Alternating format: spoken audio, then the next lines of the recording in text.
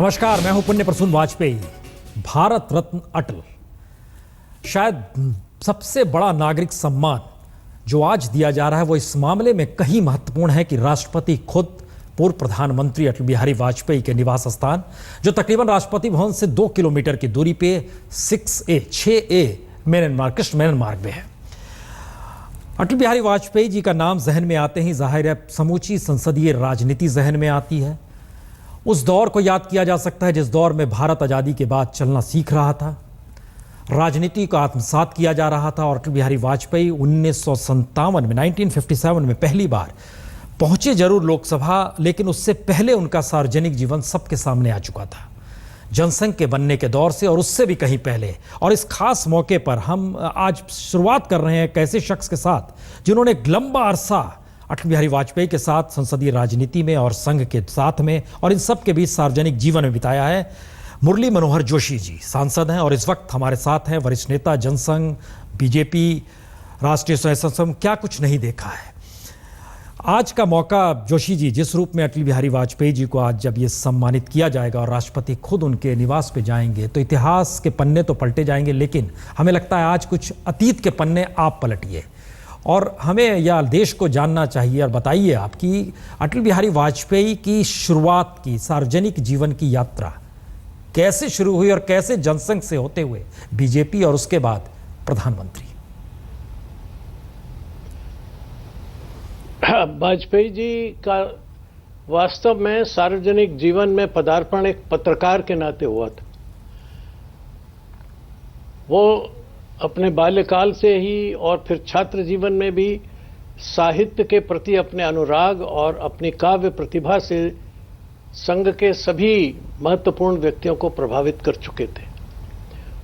एक समय वो था जब उनके बनाए गीत हम सब लोग बहुत आदर के साथ और बड़े उत्साह के साथ गुनगुनाया करते थे। उस समय वाजपेयी जी एक संपादक के रूप में अपने सार्वजनिक जीवन में प्रवेश कर रहे थे।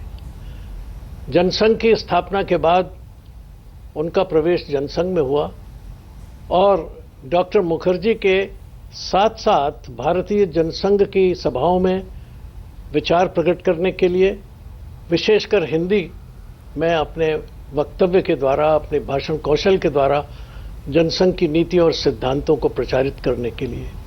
डॉक्टर मुखर्जी स्वयं में बहुत प्रभावशाली वक्ता थे पर अंग्रेजी में, और इसलिए जब हिंदी भाषी क्षेत्रों में उनके प्रवास का सवाल उठा तो वाजपेयी जी उनके बहुत ही निकट सहयोगी के रूप में हमेशा हमेशा साथ रहते थे। और ये वो समय था जब वो विश्वविद्यालयों में भी गए, देश के गांवों में भी गए, बड़े शहरों में भी गए और लोगों ने वाजपेयी जी की प्रतिभा को पहचानना शुरू किया। नौजवान तो उनकी भाषण कला पर मुग्ध थे। गांव से लोग दूर दूर से चल के आते थे, अटल जी बोल रहे हैं चलो सुनेंगे। तो इस प्रकार से उन्होंने अपने व्यक्तित्व को अपने भाषण कौशल से, अपनी प्रगल्भता से, अपनी प्रतिभा से सार्वजनिक जीवन में एक स्थान बनाकर, महत्वपूर्ण स्थान बनाकर शुरू किया था। जोशी जी, एक सवाल हर जहन में होगा। जोशी जी, एक सवाल हर जहन में होगा। आपने शुरुआत का दौर किया, हम भी उनकी कुछ पन्नों को पलट रहे थे, तो उनकी जो कविता है हिंदू तन मन, हिंदू जीवन, रग रग हिंदू मेरा परिचय, इस कविता का जिक्र जो उसमें आया है कि वो 1940 में ही या उससे पहले ही इस कविता को लिखा था उन्होंने गुरु गोलवलकर जी के सामने किया और फिर ये राष्ट्र धर्म के पहले पन्ने पर छपी। इतनी छोटी उम्र में ये जो पूरी कविता है वो तो अद्भुत है, लेकिन ये इतनी छोटी उम्र में ये किस रूप में आत्मसात, क्योंकि पूरे हिंदुस्तान को देखने का नजरिया है ये कविता अपने आप में।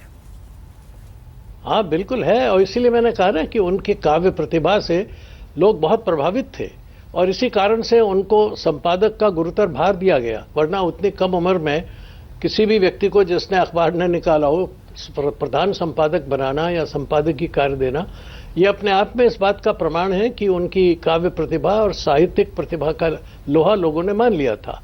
और विचार के साथ भी उनका जितना प्रगल्भता के साथ, जितनी गहराई के साथ एक समन्वय था, वो भी लोगों ने देखा था। तो इसलिए वाजपेयी जी के जीवन की शुरुआत एक साहित्यिक, एक पत्रकार, एक काव्य प्रणेता के रूप में हुई थी। ये बिल्कुल। अब इसका अगला स्टेप आता है, अब इसका एक अगला स्टेप आता है, दूसरी तरफ नेहरू आते हैं भारतीय राजनीति में। जो खुद साहित्य में जिनकी रुचि जरूर थी, समाजवादी एक सोच भी थी। अटल बिहारी वाजपेयी जो कविता लिखते हैं, साहित्य में रुचि है, हिंदी बेहतर बोलते हैं, वाक्पटुता खूब है, वो शख्स जब भारतीय राजनीति में जब एंट्री होती है तो उस पीरियड का कुछ हिस्सा ऐसा है जिससे लगे, क्योंकि नेहरू जी भी प्रभावित हो गए थे उनसे। जी हाँ, उन्होंने कहा था कि इस नौजवान पे निगाह रखनी चाहिए, इसमें बड़ी प्रतिभा है।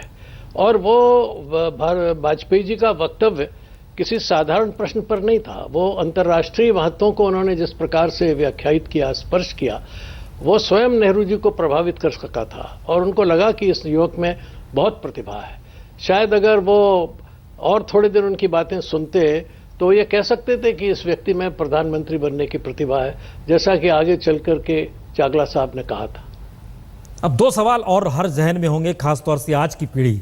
एक तो जब परमाणु परीक्षण किया गया, क्योंकि उस दौर में अगर याद कीजिए तो परमाणु परीक्षण के खिलाफ अंतर्राष्ट्रीय तौर पे बड़े दबाव थे, बावजूद इसके ये निर्णय लिया गया, प्रधानमंत्री होते हुए लिया गया।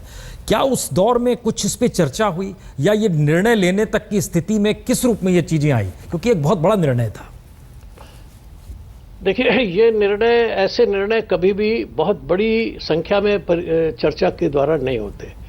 ये प्रधानमंत्री को समय की, परिस्थिति की, आवश्यकता की, जो उसकी स्वयं की परख है, उसके आधार पर होते हैं। ये निर्णय बड़ी चर्चाओं से नहीं निकलते, लेकिन पृष्ठभूमियों में से निकलते हैं। उन्होंने सारी पृष्ठभूमि का अध्ययन किया और ये आवश्यक लगा उन्हें कि जो देश इस समय एक अवसाद की स्थिति में है, अगर उसे ऊपर उठाना है, देश में एक उत्साह और ऊर्जा की एक वेगवान लहर को फैलाना है, तो कुछ ऐसा होना चाहिए कि जिससे विश्व चकित हो जाए और लोगों का आत्मविश्वास बढ़ जाए।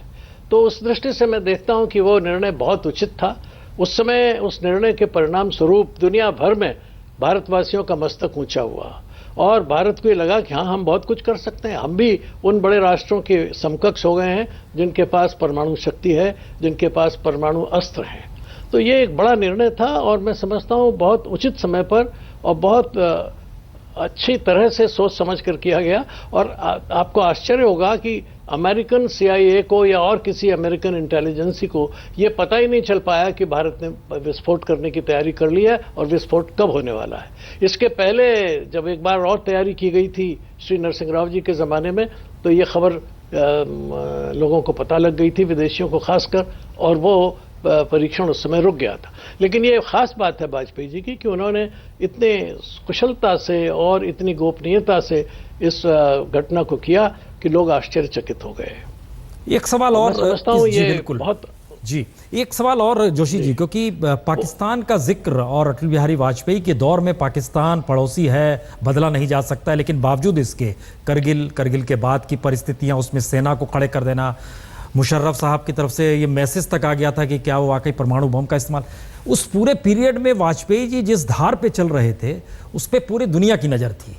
उस हिस्से को अगर आप कुछ बता पाएं, क्योंकि ये वाकई ये लगातार हर प्रधानमंत्री के सामने ये संकट आता है। देखिए, वाजपेयी जी ने ये प्रयत्न किया था और बहुत गंभीरता से प्रयत्न किया था कि अगर पड़ोसी नहीं बदले जा सकते, लेकिन पड़ोसियों का मिजाज बदला जा सकता है, पड़ोसियों के व्यवहार में बदल आ सकती है, तो उसको लाया जाना चाहिए। और इसलिए उन्होंने ये भी बहुत सोच विचार के बाद ये निर्णय लिया था।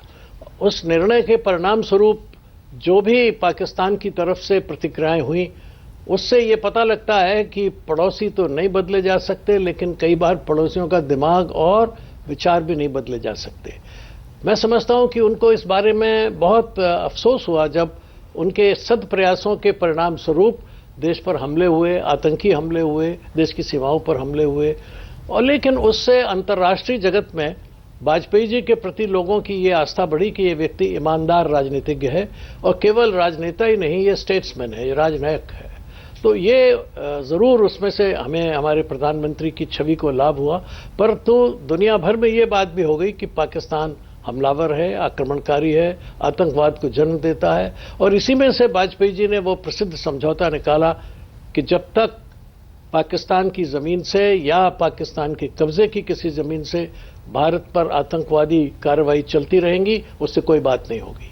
तो ये आप देख रहे हैं कि वाजपेयी जी हर परिस्थिति के लिए एक समाधान रखते थे, हर परिस्थिति के लिए एक उनके सामने कौन सा पक्ष कब आएगा और उस पर उन्हें क्या कहना होगा, ये वो जानते थे। तो चूंकि आप सरकार में बिल्कुल साथ रहे तो किसी चीज का कभी मलाल नहीं रहा, मसलन इस बात को कि ये बड़ा ही अजीबोगरीब निर्णय भी था जिस समय हवाई जहाज का वो किया गया, हाईजैक किया गया और उसको काबुल ले जाया गया और फिर इस बीच में इधर पर छोड़ा गया। सवाल ये था कि पाकिस्तान टेररिज्म और इन सब के बीच पार्लियामेंट पर भी अटैक अटल बिहारी वाजपेयी जी के दौर में ही होता है। क्या ये लगा कि दूसरे ऑप्शंस नहीं थे, या ऐसा लगा कभी उस पीरियड में कि कुछ रास्ते दूसरे पकड़े जा सकते थे? देखिए, ये तो हमेशा इस मामले में दो मत रहेंगे।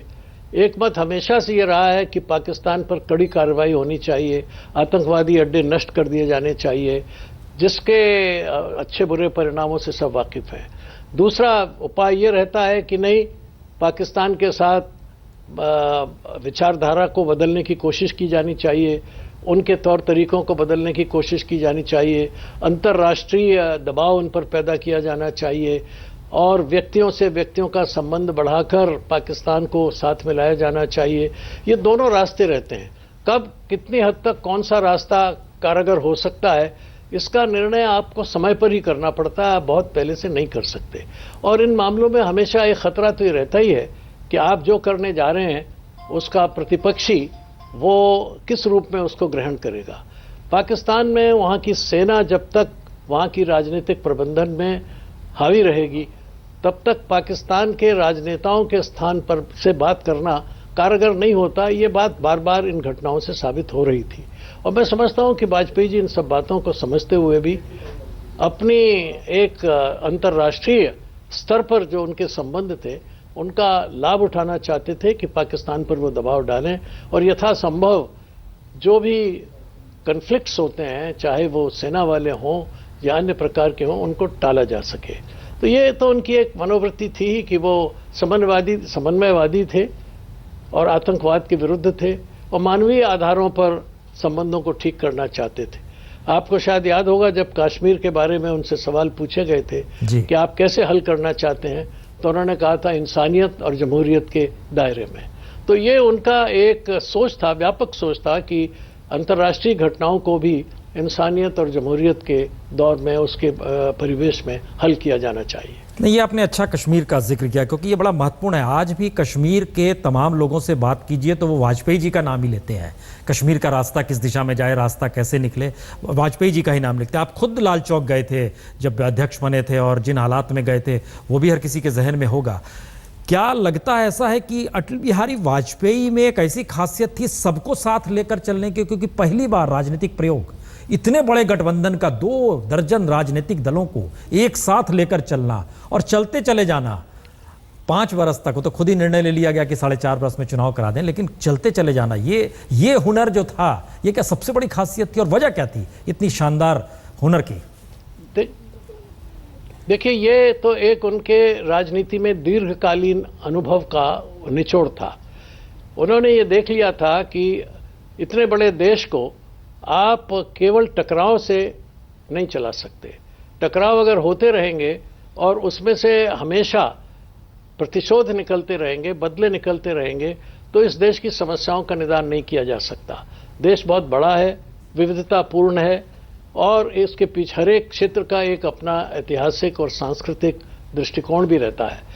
जातियों में देश बटा हुआ है, भाषाओं का सब देश में एक बहुत बड़ा जाल है और इसलिए वो इस बात को अच्छी तरह समझते थे कि एक समन्वयवादी दृष्टिकोण से ही भारत को एक रखा जा सकता है, क्योंकि वो ये जानते थे कि भारत की एकता संस्कृति में निहित रही है, राजनीति में नहीं।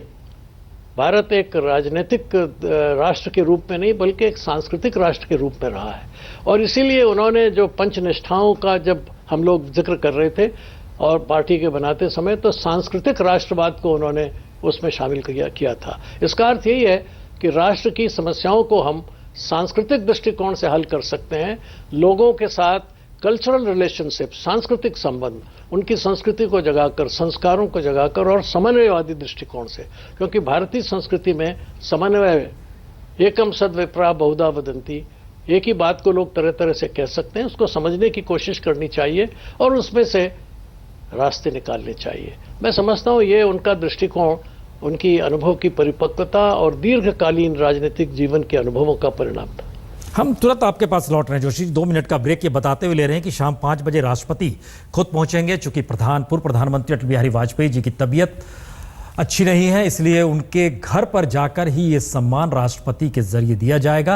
वहां पर तमाम लोगों की मौजूदगी होगी, प्राइम मिनिस्टर भी होंगे, खुद मुरली मनोहर जोशी जी भी वहां जाएंगे। शाम 5 बजे पूर्व प्रधानमंत्री अटल बिहारी वाजपेयी को भारत रत्न से सम्मानित करने के लिए राष्ट्रपति प्रणब मुखर्जी उनके निवास पर जाएंगे।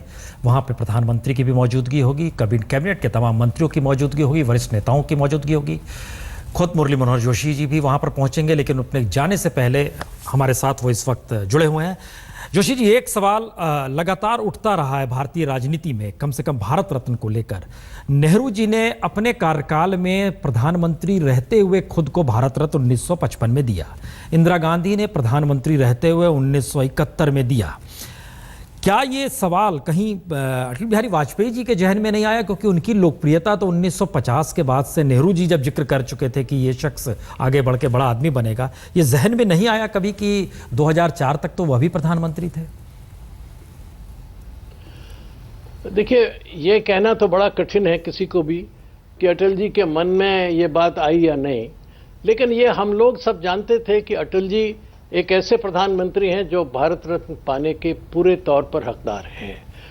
कभी कभी हम लोगों ने जिक्र भी किया तो उसको उन्होंने प्रोत्साहित नहीं किया। प्रधानमंत्री नहीं रहने के बाद भी उन्होंने इस बात को प्रोत्साहित नहीं किया।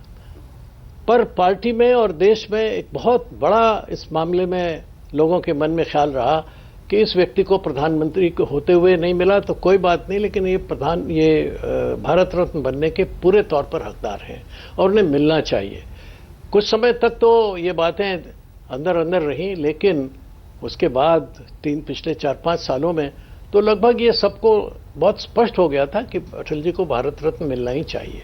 अच्छा होता कि पिछली सरकार ही इनको देती तो वो एक बहुत और अधिक अच्छा क्षण होता और अधिक अच्छी उसकी महत्ता होती, लेकिन वो शायद नहीं कर पाए और मैं समझता हूं कि उन्हें करना चाहिए था। पर अब हमारी अपनी सरकार आई है और भारत रत्न अटल जी का सम्मान हम न करें तो और कौन करेगा, इसलिए ये तो बहुत आवश्यक था कि उनको भारत रत्न का ये सम्मान अर्पित किया जाना चाहिए था। तो भारतीय राजनीति में जोशी जी, क्या पूर्व प्रधानमंत्री वाजपेयी जी जो सोचा करते रहे, सोचते थे, आपको लगता है कि वो भारतीय राजनीति में अभी भी मौजूद है उसके कुछ अंश, या वो सब स्वाहा हो गए? देखिए, अटल बिहारी वाजपेयी शरीर से आज भी लगभग अक्षम है, लेकिन उनका विचार और उनके प्रति लोगों की आस्था ये मौजूद है और वो एक प्रेरणा के रूप में कि देश में के सब लोगों को साथ लेकर चला जा सकता है और समन्वय भी एक रास्ता है जिससे देश की समस्याओं का हल हो सकता है। प्रतिस्पर्धा और सहयोग ये दोनों साथ साथ चल सकते हैं, इसका उन्होंने जो एक उदाहरण प्रस्तुत किया, इस रूप में वो हमेशा रहेंगे। भारत की राजनीति संस्कृति प्रधान है, भारत का राष्ट्र सांस्कृतिक राष्ट्र है और मानवीय गुणों से युक्त राजनीति भी अपना एक महत्व रखती है और आज की दुनिया में उसकी बहुत अधिक आवश्यकता है। इस रूप में वाजपेयी जी हमेशा रहेंगे। बहुत बहुत शुक्रिया जोशी जी, आपको चूंकि वहां भी जाना है, बहुत बहुत शुक्रिया, आप हमारे साथ वक्त निकाल कर जुड़े।